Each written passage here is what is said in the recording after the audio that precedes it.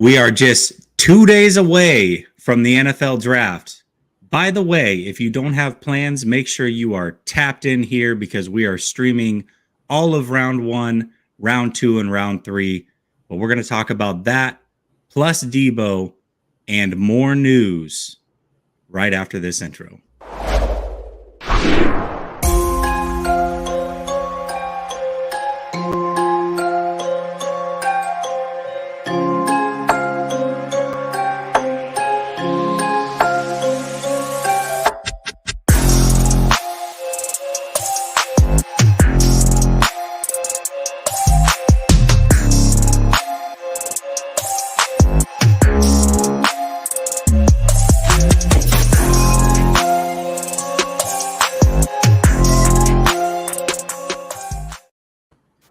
All right, welcome back to Last Second Sports, where we are giving you our take down to the last second. And tonight, I got my guy, So Real, Sunil, every Tuesday. You know how we do. What's up, Sunil? Man, oh man, 2 days away. We got a lot of questions. Now it's time to get some answers, Jesse. Yes, sir. Yes, sir. We do have a lot of questions, and it is time to get to some of those answers. And I think we might be doing a tandem mock draft tonight, but we've got to see first some of the things that have been going on in the world and talk about it. So if we have time for that, we might be mock drafting. We'll find out right now. Question I have for you, though, is everybody's given their opinion on the presser. To me, there wasn't a lot to take away from the presser. That's just me personally. I don't know how you felt about it. If you felt like you had some major epiphany that you want to go ahead and give, go ahead. But for me, I didn't feel that or get that takeaway. It was kind of what I expected.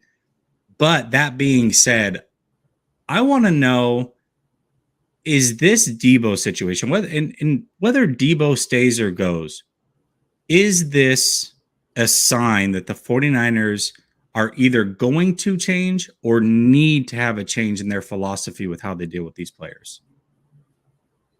As far as contract negotiations? Yeah. I mean, because let's walk through it for just a second. So let's not forget that the only reason that Trent Williams is on this team is because he reached out to Kyle Shanahan, right? Mm-hmm. And Shanahan went to Prague and said, get the deal done. So they got the deal done. Everybody talks about if the players just wait, they end up the highest paid players. That's not actually true.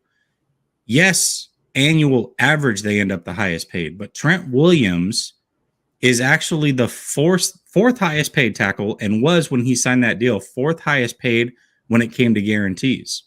And same thing with Fred Warner. He was way down that list, actually. In fact, Bobby Wagner, who signed a deal 2 years prior to him, had, I believe, $11 million more in guaranteed money than what Fred Warner signed for. So, yes, the average annual value is the highest, but what the guarantees are, that is not the case. And players, I assume that's why we're here with Deebo, has a lot to do with that guaranteed money not being there and what Deebo wants.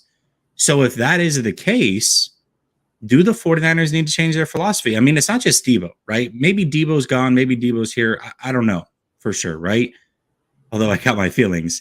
But Bosa is also about to come up. So do the 49ers need to change their philosophy? Or do you think that they see the writings on the wall that philosophy has to change? Do they need to change their philosophy? The honest answer is they don't.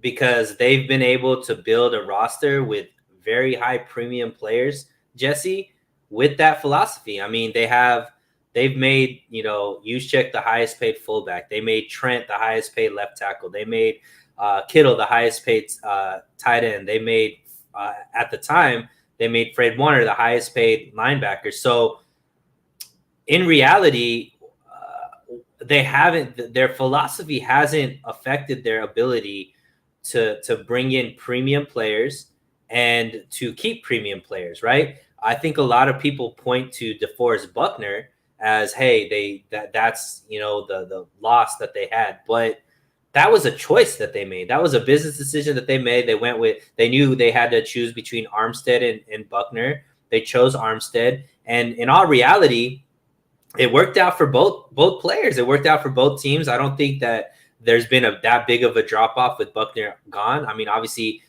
having Bosa be the way that fall into your lap the way that it did changes a lot of that. But for what they've done, I don't think that you're going to see that big of a philosophy shift because this team has just done a great job team building. So no, I don't think that the team needs to change their philosophies, nor do I think that they will. Now, do I think that that means that they're going to continue to lowball or continue to keep the guaranteed money under what they've done? No, I think that just naturally the guaranteed money is going to go up just because I think they're playing it more percentage to what the cap is versus just the actual figure.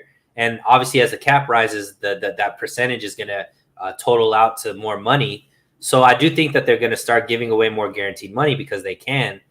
But yeah, I don't see a big philosophical change in the near future for this team.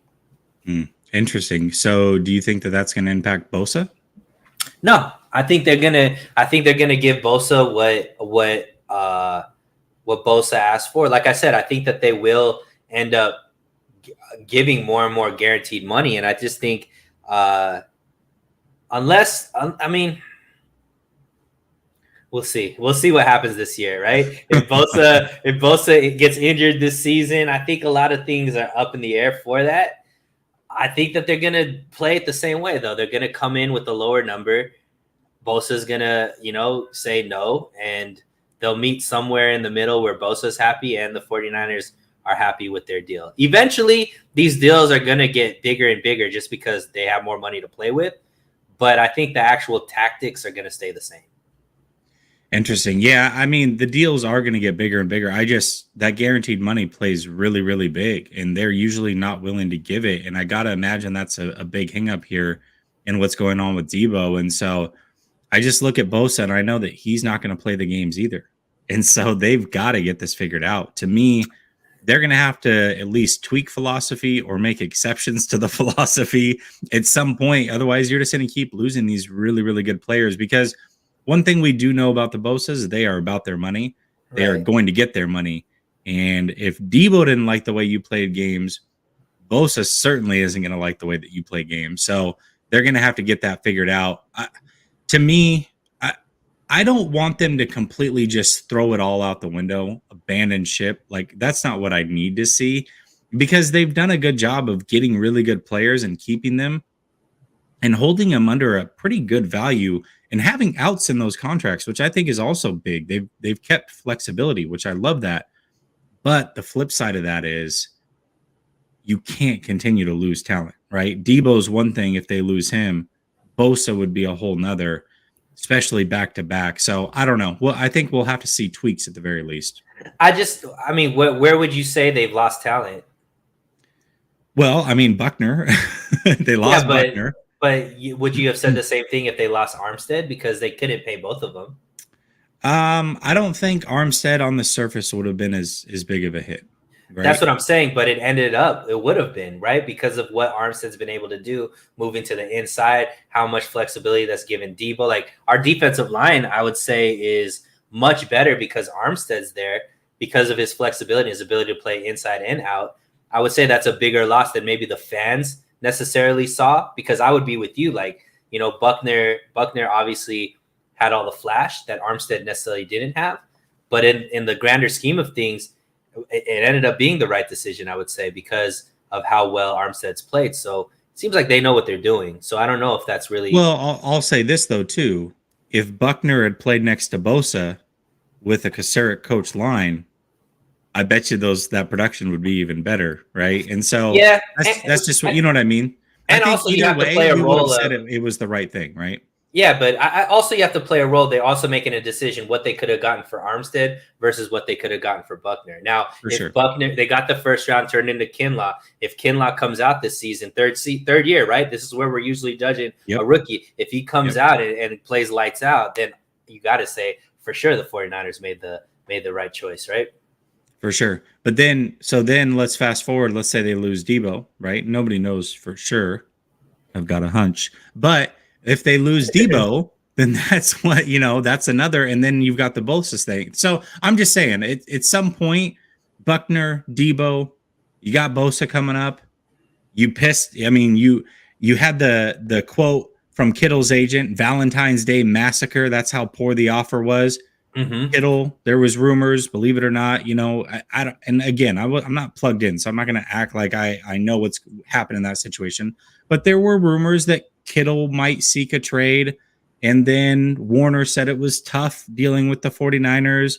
You've heard Ward say it, so that's the reputation, right? And so eventually you get these players that are just like, no, I'm not doing it anymore. Like, this is what I'm worth. Pay me that or I'm out. And that's what it feels like Deebo's doing in this situation. I think it's And I going to feel like depend Bosa could too. Yeah, and it might be more personalities versus For sure. what it is, right? So obviously a guy so here's the thing, like the more and more I reflect upon the Deebo situation, I don't really recall a moment, and maybe you could correct me, Jesse, but where after like going into this offseason, Deebo was like, I really want to play here.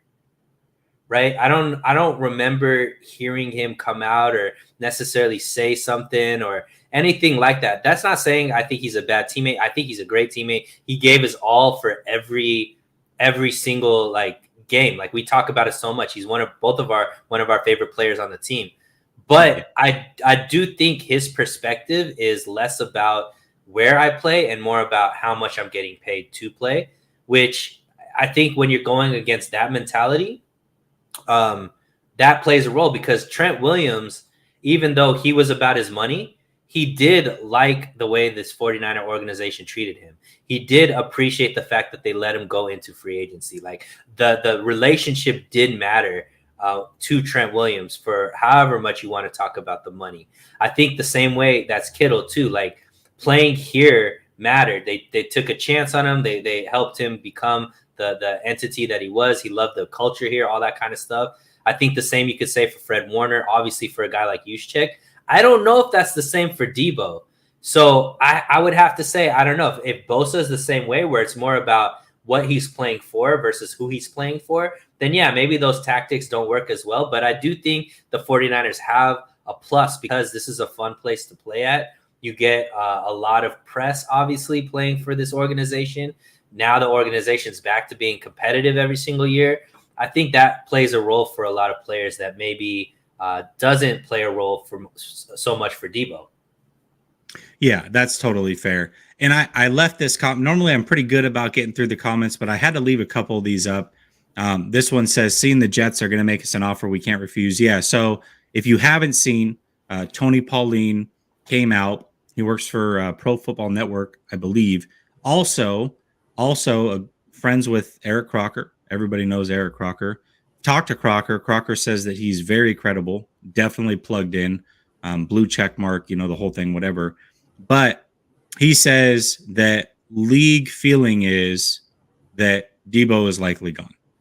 That the Jets, at the very least, the Jets will make an offer that the 49ers ultimately just can't refuse.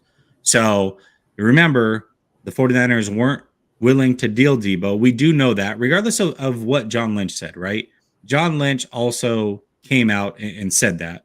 And what else should he say? But they were unwilling to deal Deebo. I mean, Deebo requested a trade for at least a week, and we had no idea about it. So they weren't willing to deal him, because it sounds like they were hanging up on all calls back then. Then Deebo requests a trade. They were still not taking calls. And then today that tone has kind of changed across, everybody that's plugged in, saying that, yeah, I mean, they're taking calls. Now they're listening, right? No deal is imminent, but they are listening. So that's where it's kind of gotten. Now, I also saw somebody said that pick 10 is not enough. It won't be just pick 10. That I would guarantee you, if he gets moved and it's to the Jets, it's not going to be just pick 10. It's going to be at least one of those second rounders and possibly more. So take that for what it is. I'm sorry, Jesse. I think that if you read between the lines, I heard John Lynch say that this is probably going to happen. A trade is probably going to happen. Okay, I didn't get that at all. But yes, please tell me. So when you talk about the wording, so look, I think that the 49ers, when they're making statements, they're very they're very deliberate about the words that they use, right? So the quote that John Lynch was saying, and I'm paraphrasing, but basically, I can't, or I don't want. I can't see a way where we would want to let Deebo walk, right? So they're talking about we wouldn't want this to happen. Mm-hmm. And then when the question was asked about Trey Lance, and then he talked up Deebo, like he's a great leader, the way he plays, all that kind of stuff. Then when they talked about Trey Lance, like, is it important to build the right team around him to give him the best chance of success? He's like, absolutely. And then if you notice what he said as far as the players on his team, he said George Kittle, then he said Brandon Ayuk, then he said Deebo.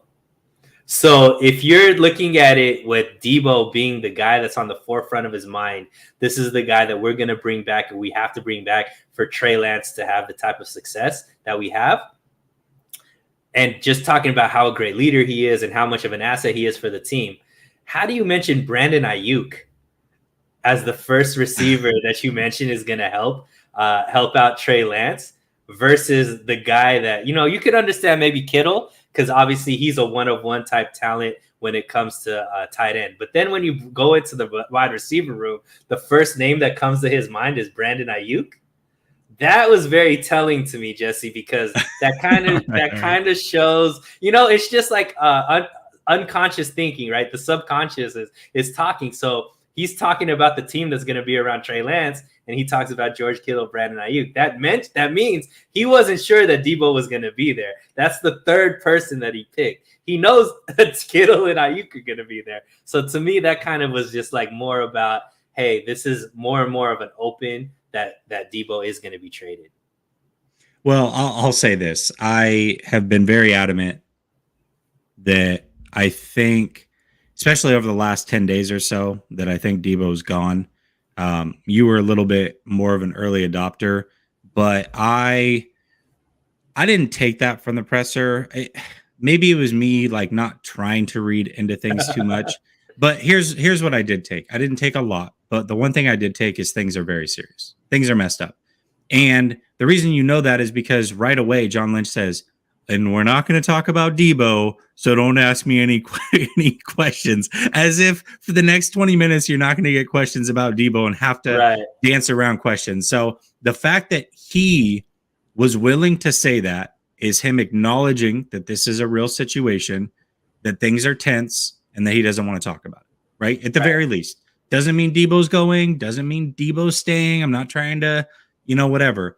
All I'm saying is that's what it is, right? So at the very least, there's smoke to this. So I guess the ultimate question is... Jason Chayer caught what I caught. He said, Deebo seemed like an oops, I forgot throw in right at the bottom right there. Okay, yeah. And that's what I saw too. I was like... You're like that sound like a after the oh shoot, I should say Deebo too, right? Even though in my mind that kind of showed that hey, Deebo's on his way out, but that's my tinfoil hat. Yeah, hey, listen, that's fine. I think Deebo's gone. I think there's just too much going on right now. I think that ultimately Deebo's made it clear that he wants out, and so sometimes it's not all about money either, right? Money's obviously a big thing here, but there could be other factors. And I brought this up earlier talking to some people, but my thought was, I'll just give a real life example. I know I'm not a football player. I know I don't make millions, whatever. But the company that I worked for, right? I've worked there for about 15 years. I wanted to make a move from Oregon to Florida. My family, that's the move that we wanted to make. This was a little over 3 years ago, about 3.5 years ago. So during that time, I had a choice. I could leave the company or I could go to my company and tell them that I wanted to move cross country, see what options were available. Well, come to find out, they were willing to move me cross country. So not only did I get to go where I wanted to go, but they paid for me to do so.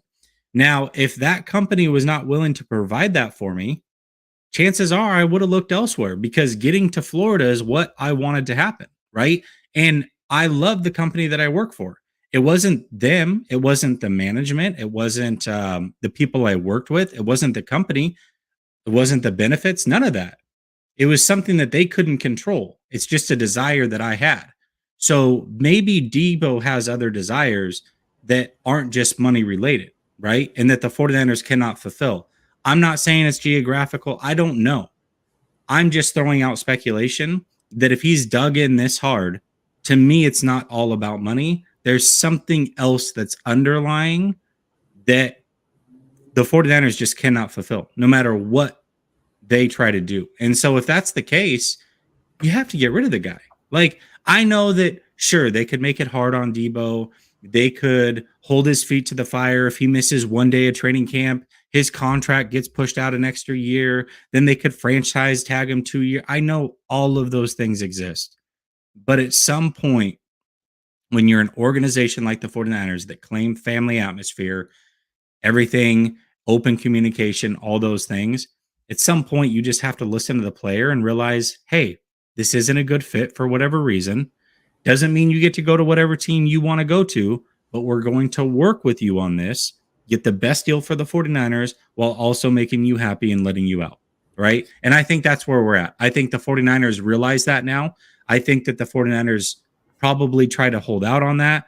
I've got to imagine over the last 48 hours that they tried to meet with Deebo or did meet with Deebo, and they realize that it's over. And that's why you're hearing today that they are open to finally hearing trades 2 days before the draft. Right. And so that's the way I'm reading the situation. I believe that Deebo's gone. I believe it's probably to the Jets for at least pick 10 and 38. And that's where I think we're at. What do you think? I mean, I've been on that. I was already. I know Deebo was gone. Deebo was already gone when he scrubbed his Instagram, because that's different the way he did it from how other players maybe used it. To me, that wasn't a negotiation tactic. To me, that was, I'm done with this. I'm done with this team. And I think maybe initially I could see everything you said actually coming to fruition, in the sense that initially maybe if the offer was just an offer that he had to think twice about, like, oh, they offered him maybe close to that 25 million per year. Maybe his mind doesn't even wander to those, what else could be out there. But maybe if the offer came in 19 million or 18 million, whatever it was, he's like, well, if they're not going to even be close to the number that I'm looking for, I'd rather go here, because I wasn't already set on living in California, all these things that we're hearing, being out here long term. I'm closer to my family on the East Coast, like all that kind of stuff. And then when that seed grows, Jesse, I'm sure we all know as humans, once that seed grows where you're like, oh, the grass may be greener over here, it's hard to reel that back in, even if, and maybe Deebo already knows it. That's why he's saying, don't even make me an offer, right? We're hearing that was even, don't even make me an offer. I don't even want to have to think about it, because I'm already like wanting to just, I've already come to terms with leaving this team. I don't want any type of confusion about it. And look, it's not like the 49ers are just Deebo away from winning a Super Bowl, right? They can, if they get other picks, the team, with the way that they draft, I think can become a lot stronger. Now, obviously, is it going to replace Deebo? No, a lot of players have to step up that are currently on the roster and guys that they bring in. But it's not like the end of the world if they do have to move off of Deebo. And Deebo has every single right to do what's best for him and his family, just like you did. You know, you had every single right to move your family to Florida because it was the best situation for your family. It just worked out that your company was able to help you with that, and you guys didn't have to break ties because of that. Like you said, I don't think the 49ers may have a solution that Deebo could still be with the team and he gets the things that he might be looking for right now as a new father and all that kind of stuff. Like, so, yeah, I agree with you. I'm with you, though. I think Deebo is gone. And I think it is to the Jets. Yeah, absolutely. Before we get to this comment and then the rest of the show, I just want to say, if you're watching and you have not done so already, please like and subscribe. Also, know that just like last year, we are going to be here for full round 1, 2, and 3 for the draft. So tap in, be ready. Guests will be popping in and out. It'll be a ton of fun, just like it was last year. And also, if you have not done so, subscribe to Sunil's channel. Link is down in the description. Make sure you give him some love. He's here with me every single Tuesday. You guys, just by the views of the show, I can tell like Sunil, so you might as well subscribe to Sunil. I'm just going to throw that out there. All right. Mike Shields says, talent isn't top heavy. It's going to require multiple picks. You want to take best player available, I would try to trade down from 10, pick up an additional second, and take multiple players. Okay, I agree with you. Here's the problem. Let's say they get 10 and 38. They have to be ready to pick at 10 because the rumor is right now that a lot of teams are trying to trade back. Not a lot of teams are trying to trade up. That's one. Number two, there's a consensus that there's only about 15 players in this draft that are first round worthy. Now, they think the draft is very deep for talent, but as far as that top tier talent, not a lot. So, with those two things in mind, you get pick 10. I would love to trade back. I don't think that's the route they go. My gut tells me that they probably go with Jamison Williams, wide receiver out of Alabama, who was really the consensus number one receiver before he hurt himself, is already running, looks pretty damn good, actually. I was just watching some training of him. Looks very good. A few, 10 weeks out or so from ACL surgery. So that's my gut feeling. But yes, I would love to trade back if possible and even take receivers later if that's something that's available to them. I just don't, I wouldn't count on it, is all I'm saying. Yeah, I mean, I think you got to take every report that's coming out the week of the draft with a grain of salt because everybody's kind of not trying to put what their game plan is out there. So there may be teams that are willing to trade up, but they're not going to mention that now because they don't want to give the smoke as far as what player they might be eyeing and stuff like that. So I haven't seen a draft that nobody's willing to trade up, right? We see it all the time where people reach for players or, try to jump in front of a team that might be taking the player that they're looking for. And especially in a draft where there isn't like a consensus of who's the top guys, Jesse, you would think that because of people's draft boards, the way that they put them, there might be even more of a chance of people trading up because a guy that they may have thought would be there high, wouldn't be there close to where they are. They might jump up and get them because maybe other teams don't value them the same way. But I really think that the 49ers, especially with what it seems like is Alex Mack, I think is going to retire. I think the pick is Tyler Linderbaum, wherever they get him. If that's at the 10th pick, great.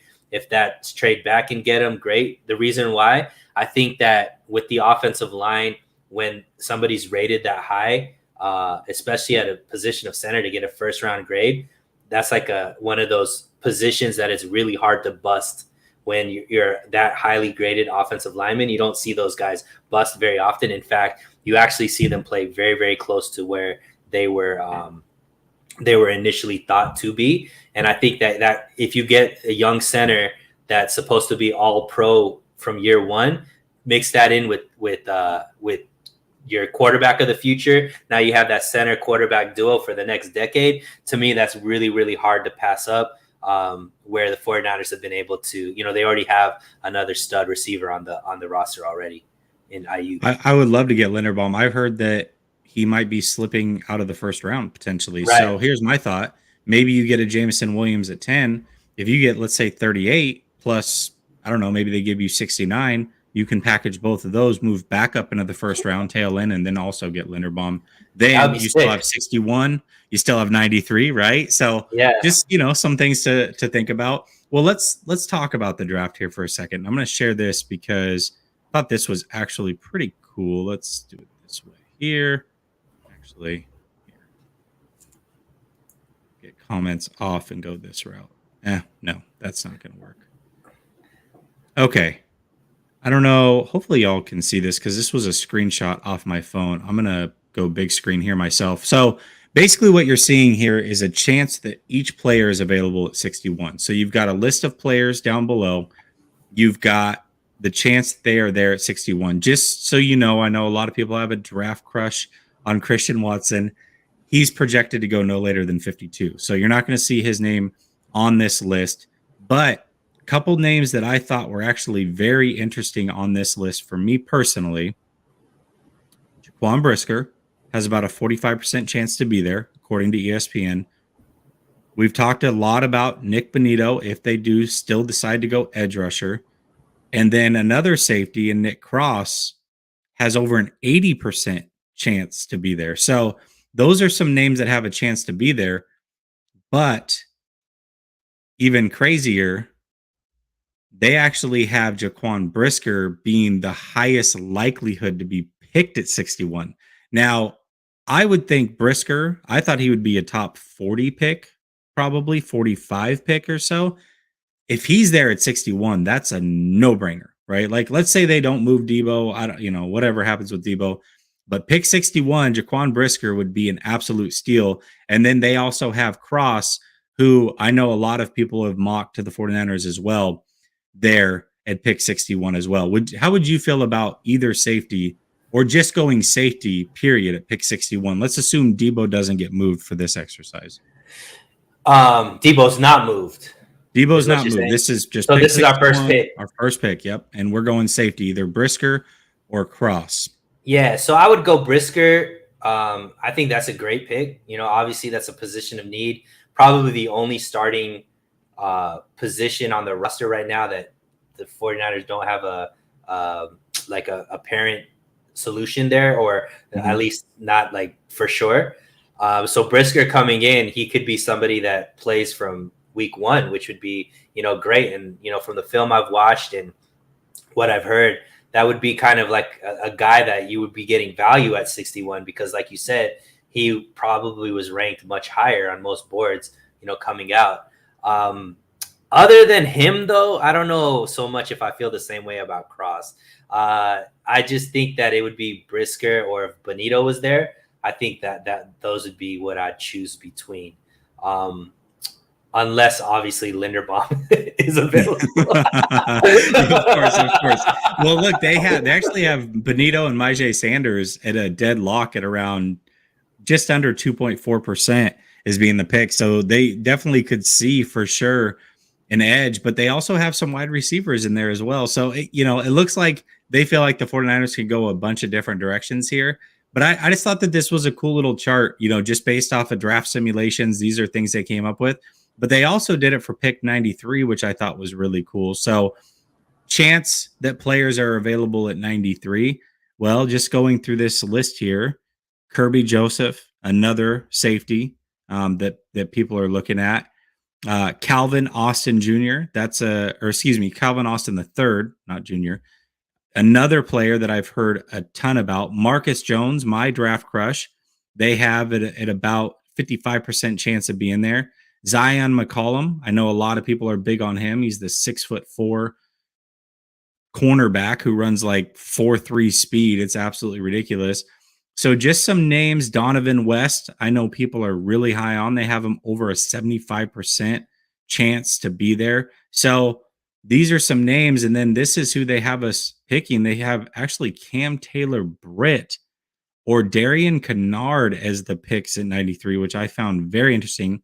But also James Cook is a name, Kobe Bryant, Marcus Jones. It's hard to see some of these names because they're really jumbled in there, but Calvin Austin's another one. So again, they kind of have us all over the board, but they don't really have us taking an interior lineman with either one of these picks, at least not early. And I know that that's a big one for you. So I know you're probably not feeling good about those picks or those percentages. Yeah, I mean, I don't really care about it because the 49ers always zig when people think they're going to zag, right? So I just, whatever. Actually, I want to know where on this chart, what was his name? Banks was last year. Where's he at? Yeah, where's he on this chart? Like for me, I just think that, if there's a media narrative coming out about the 49ers, like, that makes me more confident that it's not anything that I'd want to see them do, right? Because they're gonna not do what the media says. Like, right up until the draft, if your name wasn't, Jesse Naylor, you were saying that Mac Jones was the pick at number 3 last season, right? But you had it where you kind of saw different because you actually paid attention to the player, paid attention to the system, and paid attention to what the 49ers are actually looking for. If these are the same guys that told me Mac Jones was a lock for the pick at 3, great. Because I would be, yeah, because Cameron Britt, I'm sure he's a great player, but if we're picking him over, other guys on this list that I think are more ready for the type of role that the 49ers need, that would be kind of strange. Yeah, absolutely. Well, let's exit out of this. Let's see. I think we have possibly time if we go super duper fast here. Let me switch this out. Remove this. We might be able to get a little mock draft in here real quick. Never too many mock drafts out there. Let's see if I can share this real quick.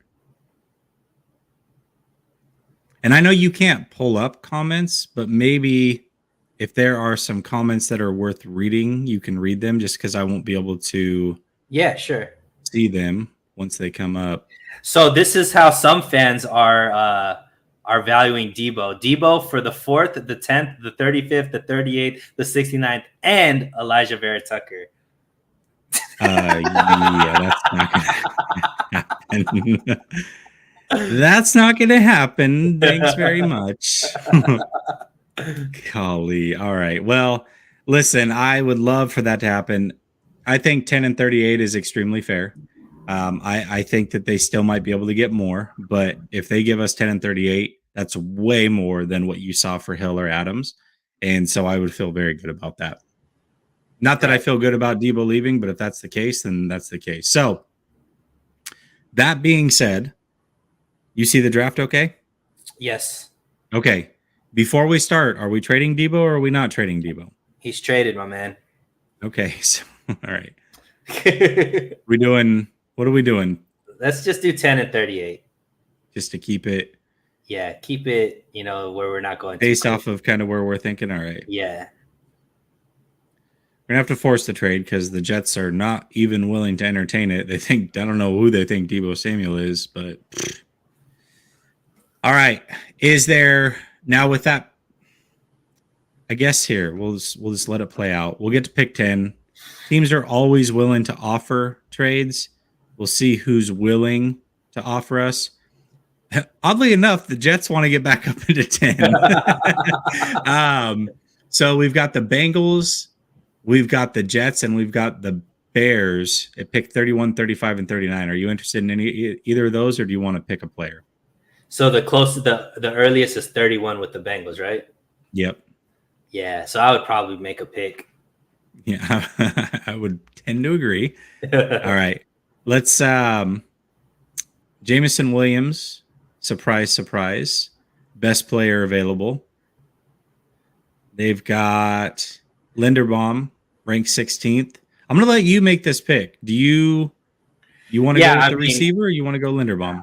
I mean, for me, it's anybody other than Linderbaum is the wrong pick. All right, that's fair. That's just the way I think. So, I mean, I might be the only person that really believes that's that. Fine. But... I'm gonna let you do it. You're good. Okay, so you're gonna go Linderbaum. Yeah. All right. And we're also assuming Max retired, right? Like, let's be clear about that. We're not picking Linderbaum if Max staying, but okay. All right. So now we're at pick 38. We've got some receivers. In fact, the best player available is a receiver. We've got Pickens. Do you want to look at receivers or do you want to look at a different position? I think look at the trades first. Okay, hold on. I just want to see. Christian Watson's available. There. Ooh. Watson's there. All right, so we've got these are way too late. Pick 66 and 137. We're not even messing with those. Okay. So we're making a pick here. You want to go receiver? Do you want to look at everything? Yeah, let's look. I mean, Petrie is somebody that I'm pretty high on. I think that he'd fit in, and I know they list him on PFF as a cornerback, but I think he would be a safety. Brisker's there, Benito's there, so I mean, there's some good quality out here. You let me make the first one, so this is your pick, Jesse. Okay, perfect. Listen, I like Pickens a lot. I like Pickens a ton, actually, but for me, if I'm taking the best weapon available away from my quarterback, then I have to get him something that he's familiar with. And I know that him and Ayuk have been working out 2 straight off seasons, right? I love that. But I also know he's very comfortable and familiar with Christian Watson. So for me, I'm going to draft somebody that he knows that he's familiar with. I'm going to go Christian Watson. The fan base. I like Pickens, though. That's a tough one for me to say no to. All right, so we'll let you make this one. Okay. We So can who's look at available? trades if you Well, want. let's see who's available first before But yeah, we see. Yeah. okay. Available. So we got 71 is going to be the first, and this is our Yeah, 61st pick, right? correct. Yep. Okay. We still don't have a So safety though. You want me to look at safeties? no, I think I would go. I think I would go with one of those edges. Okay, I like that. Let me see. So there's if you I'm undo just gonna that go real edge quick. here. Yeah, okay, cool. So I like Kingsley, and then I feel like everybody else is too. yeah, I think I would probably go Kingsley at this because I gotta say that he could come in, play the opposite edge of Bosa, and Mhm. now that defense takes a step up. Um, and I think for the value, I would probably go Kingsley there. So let's just be clear. We basically traded Deebo for Linderbaum and Christian Watson, right? Like Right. that was basically the trade. Okay. I Yes. just want to be clear as day about that because this is technically our first pick. So you're gonna go edge. You want to go with Kingsley. Yeah. What else was available? Sorry, I Let was me let pretty. me look at safety real quick Yeah. because Let's that's look another at position safeties. need. I mean, I think we're only looking at two positions here, right? So Right. probably want to go safety. So we got So we Cook, got Brian Cook, Kirby. Kirby, Joseph. Yeah, I'm going Yeah, we're Kingsley. okay. I'm going Kingsley. All right. How would you feel about that pick I wouldn't be mad at it. based off of Benito what's was there? gone. My J Sanders was there, but I don't know how big I am on Sanders. I don't know. I don't feel horrible about it by any means. I hope that one of the safeties is available. Let me just say that. Because that's what I Your crush know is that there we right need. there, though. He is. He is there. And I'm probably about to go with him because Yeah, this doesn't look sexy right yeah, I'm not liking the way that this is panning out for us on this safety now. position. I'm not gonna lie. Oh no. Okay. All right. Well, then we're just gonna go with Marcus Jones because Yeah. that's a steal in 93. I love it. Okay. Um, let's see. We still need a safety. Right.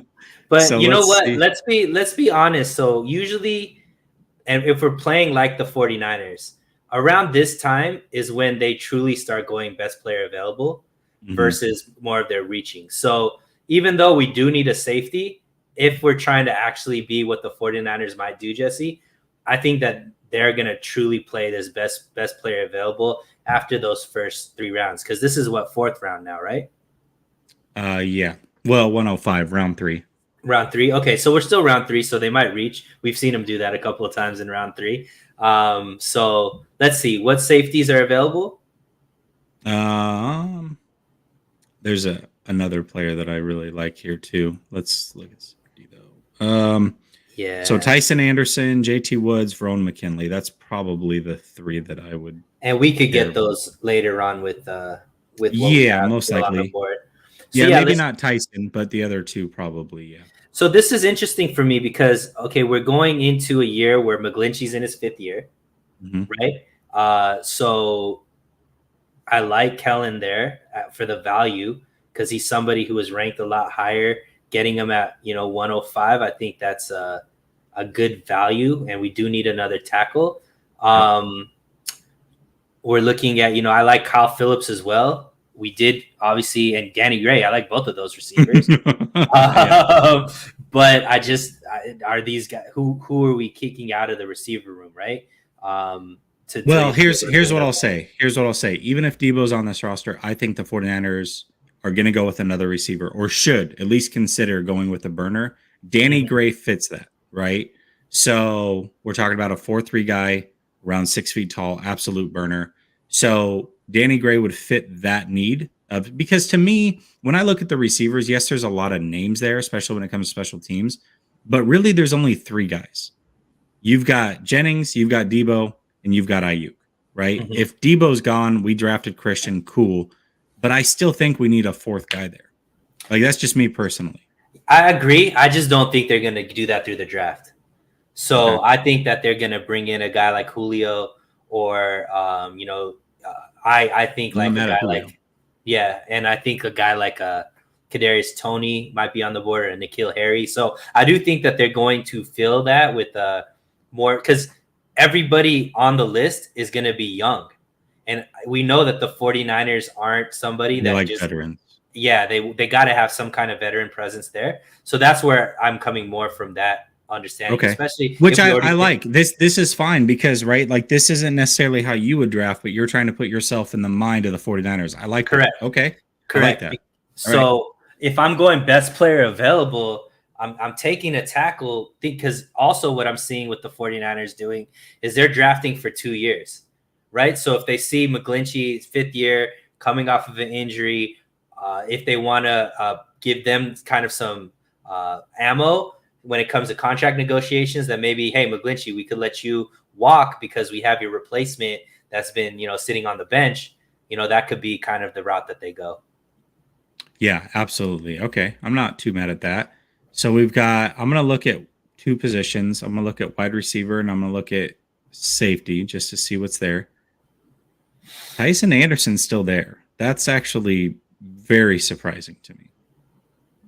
Very surprising. Okay. Listen, at some point, You got to take a safety, it's a right? position in need. Yeah. He's still there. Don't risk it too much, right? Yeah. It's a good fit. It's a good value. I'll take Tyson Anderson. All right. All right. So now I think we could start just going position of need. Okay. Or I mean, best player available. I mean, because I think we've gotten an edge, we've got our center, we've got our wide receiver, and we just took our safety, right? So now it's really about filling. Oh, we got our corner too.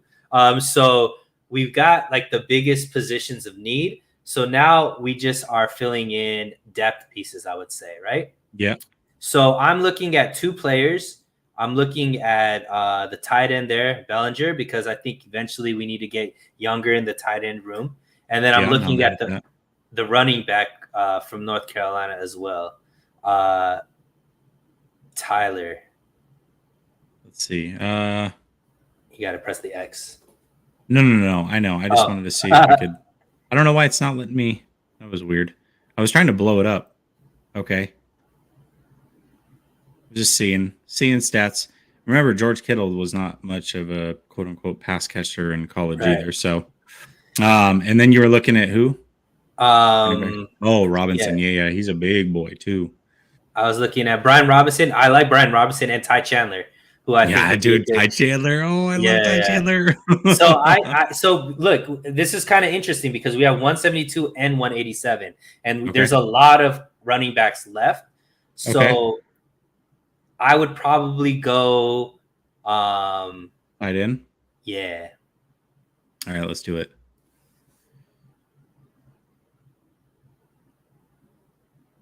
Oh man. I just want to see if he's still there. Okay, he's gone, so I can feel good about this. Who are you looking at? Tyquan Thornton. Okay. Sometimes he lasts, sometimes he doesn't. I don't think he'll be anywhere near here when the actual draft comes, but it's a mock. If he's available, then I'm gonna take him. Brian Robinson's still there. He's still there. So we got two different types of backs here, right? We got Brian Robinson, who's going to be a bit more of a bruiser, right? And we've got Ty Chandler, who's that speedy guy, kind of a one cut and go. I personally would go Chandler here because you have to. We got to try to get a Mostert type, right? And I feel like Chandler can maybe be that, right? I'm not trying to put him on that Mostert level, but out of the two, Ty Chandler over Robinson certainly fits that mold. So you agree? Let's go Chandler. He's the most different from the running backs we already have on the roster. Agree. So I would agree. Okay. Any draft I get Ty Chandler and Marcus Jones, I feel good. So you gotta love this one, and and my draft crush was taken. So Linderbaum, I'm extremely happy about this draft. All right, so gosh, I'm looking at that punter. Are you really? Yeah, I like him. You're such a turd. Which one? Matt, down a little bit further. Hold on, where's he at? He got a strong leg. Yo, Matt, you know what? It's so funny. I would never look at a punter, but I mean, obviously we're in the 6th round, right? Like yeah, late in the 6th round. I've heard so many people talk about this guy that he's just got a leg on him, like yeah, an absolute leg on him. I'm not mad at it, actually. I'm not that, because special teams is huge. And right. listen, we love him, but we don't exactly have a punter with a big leg right now, right? Right. Like that's something that we could use. So, and it seems like it's gotten worse. Not only that, but from what I understand, Areza also can do kickoffs, which is huge. So you got a double. I'm not going to tell you no. Not going to tell you no is all I'm going to say. So whatever you want to do here. So, I mean, I would most likely take him with the 221. But because I don't have the 221, I have the 220, and you're gonna do 221. I'll go the punter. It's fine. It's back to back. So I'm gonna go. We'll take him, and then I'm gonna actually follow it up with Ellis, who's right next to him, because boy's a fat daddy. Look at the size of this man. I mean, you can never have too many interior defensive linemen. So this late, I'm gonna take a flyer on a big boy, and then now we've got Mr. Irrelevant coming up. Last pick of the draft. It's your show, so you get this pick, my guy.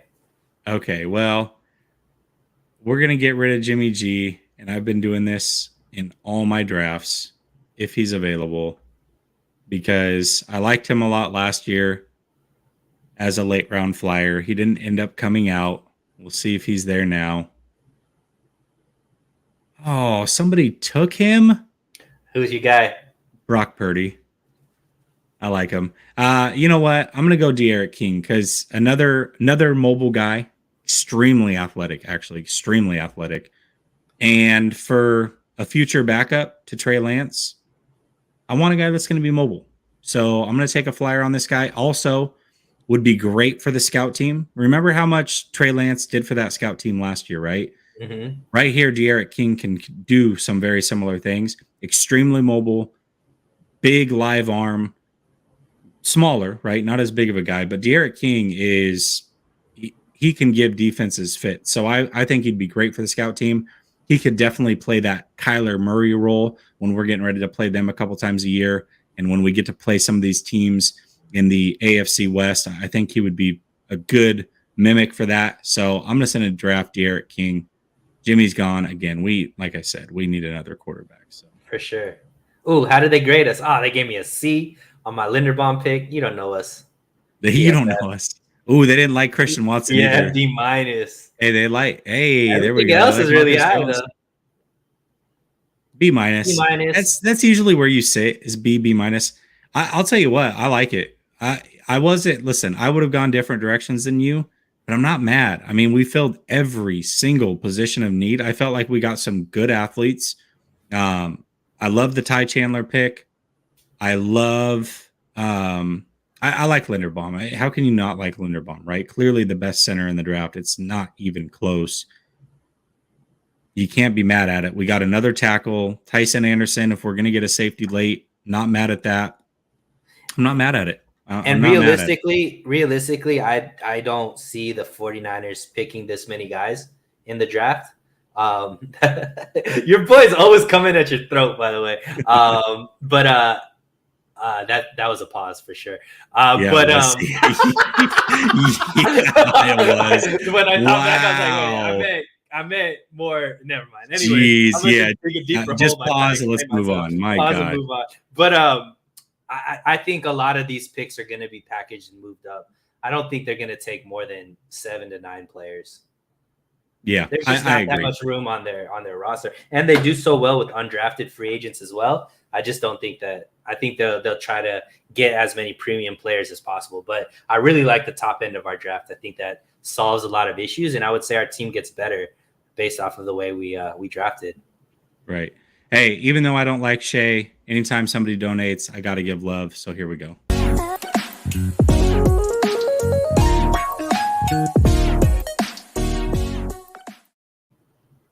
Well, that was fun. I'm actually about to go on live with my boy, Niner Nate's Nonsense. You can check it out next. That's where we're going to be.